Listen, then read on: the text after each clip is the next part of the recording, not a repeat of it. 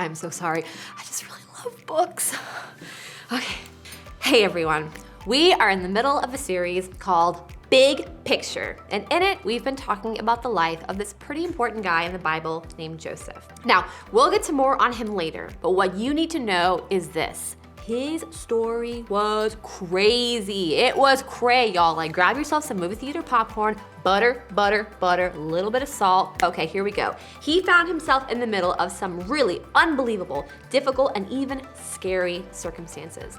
And while we all get the privilege of knowing how amazing his story ended up, at the time, he certainly didn't see the bigger picture. All he could see was what was happening right in front of him then and there. I have to wonder if being in the middle of all those crazy and painful circumstances ever made Joseph ask a question that I think a lot of us ask when we find ourselves in similar situations. What is the point? I mean, honestly, haven't we all been there? You go through a situation in your life that you do not understand, or you find yourself in a circumstance that you don't want to be in, and you're so disappointed with the way your life looks, and you think to yourself, what is the point of all this? Why do I have to go through any of it? Why does it have to be this way? Now, when I was in middle school, my parents split up, and it was really, really hard for me and my siblings to deal with because it was not a smooth separation. And their messy separation led to a messy divorce, and then their messy divorce led to lots of messy, difficult years in my family where it was hard to imagine things ever being good again. And there were lots of nights that I spent crying over all of this just craziness, and I would ask God over and over and over, what is the point of all this? Why do some families get to work out and be happy while other families don't? And when we were in the middle of all that nonsense, it was impossible to imagine that things could ever be good again because we just couldn't see the bigger picture. We couldn't understand that God had a bigger story in mind for us. Now, maybe you haven't had an experience exactly like mine, but a lot of you probably have felt this way. And maybe for you, it was at school. You thought, why do I need to learn about the French Revolution or the periodic table or long division? When am I ever going to need to use this stuff in real life? What is the point? Or maybe you felt this way at home. Your parents make you do the chores and play with your siblings or wake up early on a Saturday morning, and you absolutely do not understand why. I mean, every time you're picking your clothes up off the floor or taking your baby sister outside or being forced to get up early on the weekend, you're thinking to yourself, what's the point?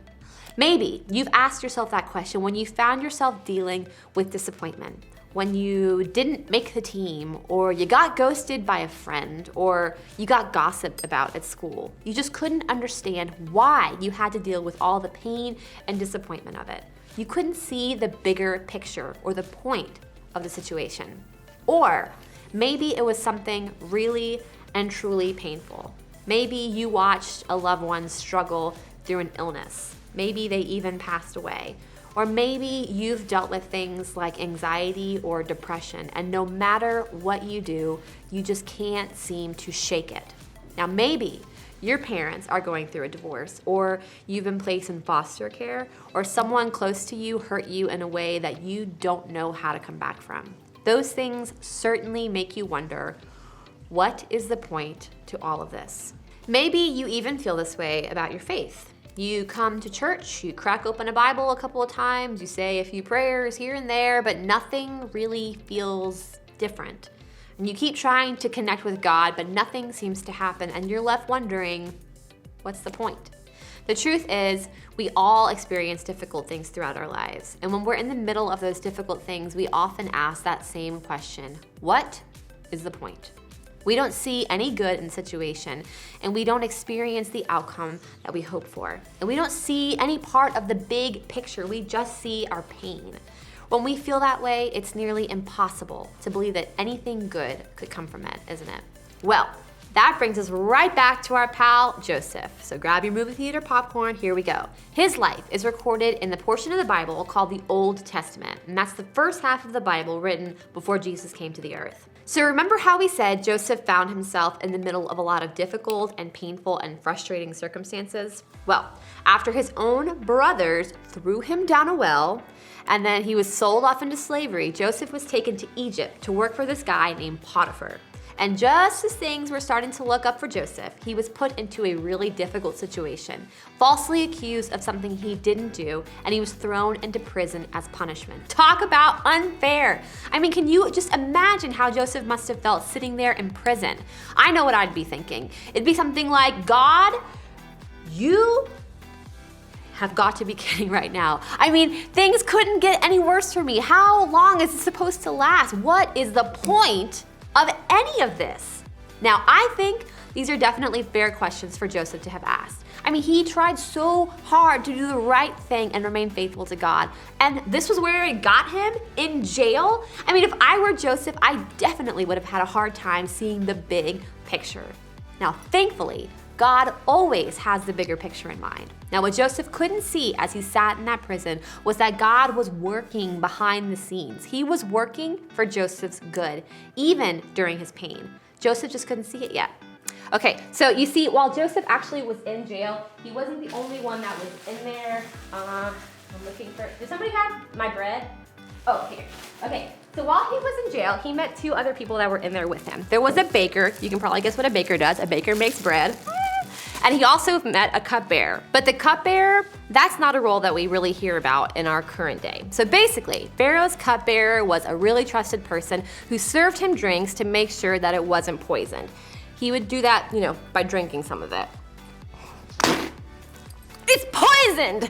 So if it was poisoned, the cupbearer would die instead of the Pharaoh. Oh, man. What Joseph didn't know yet was that these two guys, the cupbearer and the baker, were gonna play a much bigger role in this story. Now let's take a look at what happened. While they were in prison, Pharaoh's cupbearer and baker each had a dream one night, and each dream had its own meaning. When Joseph saw them the next morning, he noticed that they both looked upset. "Why do you look so worried today?" he asked them. And they replied, "We both had dreams last night, but no one can tell us what they mean." At first glance, this doesn't seem all that remarkable of a story, right? So two guys had a couple of weird dreams. That's not all that important, right? Wrong! You see, at the time, dreams were believed to be predictions about what might actually happen in the future. So often, when people had weird dreams, they would seek out someone who could help them figure out the meaning so that they could understand what was coming. And Joseph knew that God could help him interpret their dreams. So he listened really carefully and interpreted them as God showed him what they meant. Joseph told the cupbearer that his dream meant the Pharaoh was going to restore him to his position in 3 days. Yay, cupbearer, you did it, man! And then Joseph predicted that the baker's dream meant that in 3 days the Pharaoh was gonna kill him. Not great news. I would much rather be the cupbearer in the scenario, wouldn't you? Sorry, baker. Either way, after Joseph helped these two guys understand their dreams, he had just one request for the cupbearer. When he got restored to his position with the Pharaoh, he would mention Joseph and help him get out of prison. Let's take a look at what happened next. Pharaoh's birthday came 3 days later, and he prepared a banquet for all his officials and staff. He summoned his chief cupbearer and chief baker to join the other officials. He then restored the chief cupbearer to his former position so he could again hand Pharaoh his cup. But Pharaoh impaled the chief baker just as Joseph had predicted when he interpreted his dream. Pharaoh's chief cupbearer, however, forgot all about Joseph, never giving him another thought. Okay, I think there are two really important things to note about this passage. First, everything God told Joseph would happen did happen. Really sorry, baker. And second, even after all that, Joseph was forgotten. The cupbearer didn't keep his word, and so Joseph remained in prison. I mean, can you imagine how hopeless Joseph must have felt after that? He probably thought this was his last chance to be released from prison. And we can only assume that once again, he found himself asking, what is the point of all this pain and all this suffering? Nothing is ever going to change. And for a while, that probably seemed true. Because as the Bible tells us, it took a full 2 years for the cupbearer to finally remember Joseph. But Joseph didn't know everything that was happening, all that God was doing in those years. He couldn't yet see the bigger picture. I mean, can you really blame Joseph for probably feeling down about his situation? Can you blame him for not paying attention to the bigger picture that God was creating? I mean, he was in prison for 2 whole years. That's an incredibly long time to be wondering what God was up to. Think about it this way. Do you even remember what dances were trending 2 years ago? I mean, can you imagine being in prison for that long, feeling alone and forgotten? Well, that was the situation that Joseph was in. But 2 years later, the Pharaoh himself has a dream that no one could interpret. And it was then that the cupbearer finally remembered a guy he met in prison who was really good at interpreting dreams. And just like that, things turned around for Joseph. He got his chance. The Pharaoh called on him to interpret his own dreams, and God helped Joseph to do it. So let's take a look at what happened after that. Then Pharaoh said to Joseph, "Since God has revealed the meaning of the dreams to you, clearly no one else is as intelligent or wise as you are. You will be in charge of my court, and all my people will take orders from you. Only I, sitting on my throne, will have a rank higher than yours." Finally, after all of the struggle and suffering, after slavery and imprisonment and abandonment, Joseph finally got the good news that seemed like it would change his life for the better. And it was about time, right? But here's the thing. This isn't about Joseph finally getting good news. This isn't even about his happy ending or the nice promotion he got. It's about the bigger picture. What Joseph didn't realize during that time in prison was that God was writing the bigger story. Joseph didn't see that right there and then in the middle of that painful and difficult circumstance, he was positioned to do something great, something only he could do. Joseph's story was painful and filled with problems, but through those problems, God was creating a better future for Joseph. Joseph just had to be willing to trust that God could use him right where he was. That even during Joseph's pain and problems, God was working behind the scenes for his good. And the same can be true for you. We may never understand why we're dealing with the things we're dealing with or why we are facing our circumstances, but we can trust that just like there was for Joseph, there is a bigger picture for us.